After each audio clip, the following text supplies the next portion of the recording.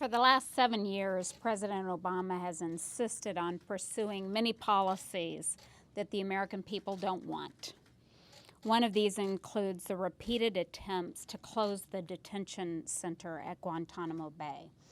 There's been strong bipartisan majorities in Congress that have consistently voted to prohibit closing the prison, and Americans all across the country have raised their voices in opposition. Unfortunately, the president continues to ignore the law and ignores the facts showing Gitmo is the safest place for these terrorists.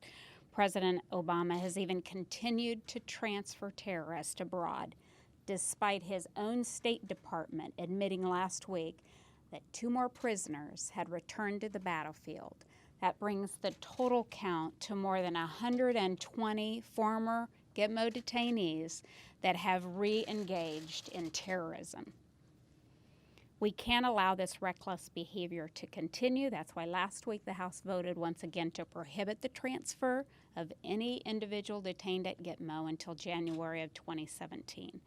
Too often, national security is just something thrown around as a catchphrase, and its significance is ignored. Yet at a time when America is facing growing threats at home and abroad, we can't afford for that to be the case.